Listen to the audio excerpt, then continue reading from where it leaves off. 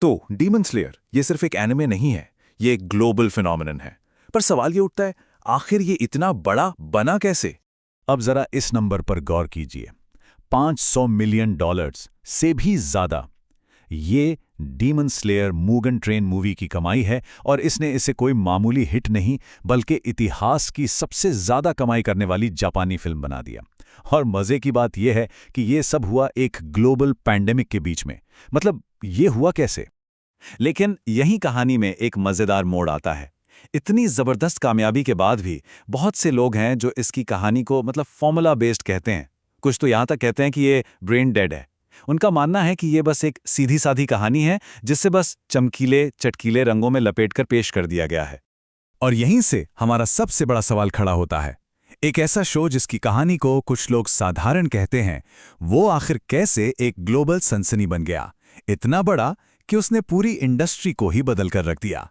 देखिए, इसका जवाब इस बात में नहीं है कि कहानी क्या है, जवाब इस बात में है कि कहानी कैसे कही गई है। तो इसकी कामयाबी की तह तक जाने के लिए हमें एकदम शुरुआत से शुरू करना होगा, इसकी बुनियाद से, जो कि एक क्लासिक शोनेन कहानी है।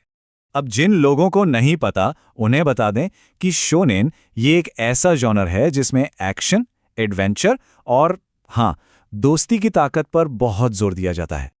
और डेमन स्लेयर वो शोनेन के सारे बॉक्स टिक करता है। देखिए, एक अच्छे दिल वाला हीरो तंजीरो है, दुखद बैक स्टोरी बिल्कुल है, एक गुरु के साथ जबरदस्त ट्रेनिंग वो भी है, और दोस्ती की ताकत से बना एक नया परिवार, वो भी है। तो जो लोग कहते हैं ना कि कहानी सुनी सुनाई सी लगती है, वो एक तरह से सही है। ये वाकई एक जाना पहचाना फॉर्मूला है। लेकिन यहाँ एक बात समझनी होगी कि सादगी का मतलब कमजोरी नहीं होता, बल्कि ये एक आजमाया हुआ और हमेशा सफल होने वाला फॉर्मूला है। तो सवाल उठता है, अगर कहानी का ढांचा इतना जाना पहचाना है तो इसमें वो खास बात, वो जादू कहाँ से आया? जवाब है एनिमेशन स्टूडियो यूफोटेबल। यही वो कीमियागर हैं जो इस क्लासिक कहानी को सोने में बदल देते हैं, एक ऐसे विजुअल एक्सपीरियंस में जिसे भुलाया नहीं जा सकता। किसी ने बहुत सही कहा है, ये गति में एक पेंटिंग जैसा है। यूफोटेबल का एनिमेशन आप समझिए सिर्फ कहानी को आगे नहीं बढ़ाता, नहीं, ये खुद कहानी का एक जरूरी हिस्सा है। हर एक फ्रेम ऐसा लगता है मानो किसी मास्टर आर्टिस्ट ने कैनवास पर बनाया हो।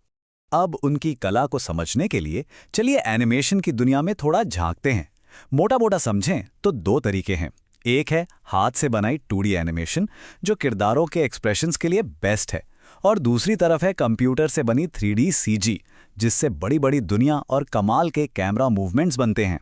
दोनों की अपनी अपनी ताकत है, लेकिन दोनों को एक साथ मिलाना वो बहुत मुश्किल काम है। और यूफोटेबल का जीनियस यही है, वो 2D और 3D के बीच की लकीर को मिटा देते हैं इतनी सफाई से कि पता ही नहीं चलता कि हाथ का काम कहाँ खत्म हुआ और कंप्यूटर का कहाँ से शुरू।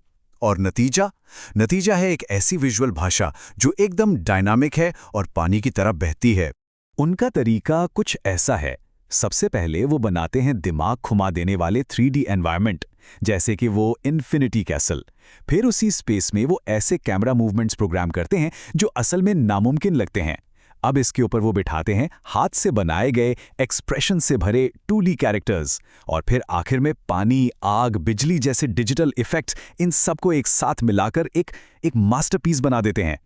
और यहीं पर एक बहुत ज़रूरी बात सामने आती है, ये एनिमेशन सिर्फ दिखावा नहीं है। जब तंजीरो की तलवार से पानी बहता है या जेनित्सु के आसपास बिजली कड़कती है, तो वो सचमुच का जादू नहीं है, वो उनके लड़ने के स्टाइल का एक विजुअल मेटाफर है, एक रूपक है। पानी दिखाता है तंजीरो का फ्लो, उसका लचीलापन, और बिजली दिखाती है जेनित्सु की विस्फोटक रफ्तार।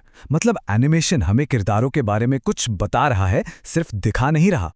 और ये जो कलाकारी है ना, ये सिर्फ फाइट सीन्स तक ही नहीं है। यही जादू कहानी की पूरी सेटिंग को, उसकी ऐतिहासिक पृष्ठभूमि को भी जिंदा कर देता है। यानी जापान का ताइशो युग 1912 से 1926 तक चला। जापान के इतिहास में ये एक छोटा पर बहुत ही उथल-पुथल वाला दौर था। ये वो समय था जब पुराना सामंती जापान खत्म हो रहा था और एक मॉडर्न दुनिया जन्म ले रही थी। सोचिए, एक ऐसी कहानी के लिए ये कितनी परफेक्ट सेटिंग है, जहां सदियों पुराने दानव एक बदलती हुई दुनिया से टकरा रहे हैं। ये दौर था एक टकराव का, सांस्कृतिक टकराव। एक तरफ थीं सदियों पुरानी जापानी परंपराएं और दूसरी तरफ वेस्टर्न मॉडर्नाइजेशन की तेज रफ्तार। और यूफोटेबल इसी टकराव को स्क्रीन पर जिंदा कर देता है। आप देखेंगे कि तंजीरो पारंपरिक किमोनो पहने हैं, वहीं मेन विलेन मुजान एकदम वेस्टर्न सूट में है। पहाड़ों में कोयला बेचा जा रहा है तो शहरों में बिजली के लैंप जल रहे हैं, भाप वाली ट्रेनें चल रही हैं। तो ये जो सेटिंग है, ये सिर्फ एक बैकग्राउंड नहीं है, ये उस संघर्ष का प्रतीक है, प्राचीन दानवों और बदलती हुई इंसानी दुनिया के बीच का संघर्ष। तो अब बात करते हैं इसके असर की। क्वालिटी को लेकर इस जबरदस्त जुनून का पूरी एनिमे इंडस्ट्री पर क्या असर पड़ा? कह सकते हैं बहुत बड़ा। देखिए, ऐसी क्वालिटी मुफ्त में तो आती नहीं। एक अंदाजे के मुताबिक डीमन स्लेयर के हर एपिसोड पर लगभग $80,000 का खर्च आया। ये किसी भी आम टीवी एनिमे के बजट से कहीं कहीं ज्यादा है। ये क्वालिटी पर खेला गया एक बहुत बड़ा जुआ था।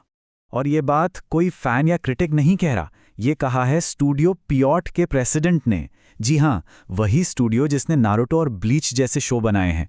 और जब आपका कोई कॉम्पिटिटर ये बात मान ले कि आपके काम ने पूरी इंडस्ट्री का स्टैंडर्ड ही बदल दिया है, तो समझ जाइए कि बात कितनी बड़ी है। तो निचोड़ क्या है?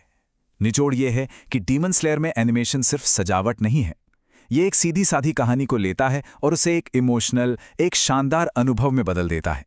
यहाँ एनिमेशन ही कहानी है। और ये हमें एक बहुत बड़े सवाल पर लाके छोड़ देता है, एनिमे इंडस्ट्री के भविष्य के बारे में। डीमन स्लेयर की इस जबरदस्त सफलता के बाद क्या अब हर ग्लोबल हिट के लिए फिल्म जैसी सिनेमैटिक क्वालिटी एक जरूरत बन गई है? क्या देखने वालों की उम्मीदें अब इतनी बढ़ गई हैं कि वो इससे कम में कभी राजी ही नहीं होंगे?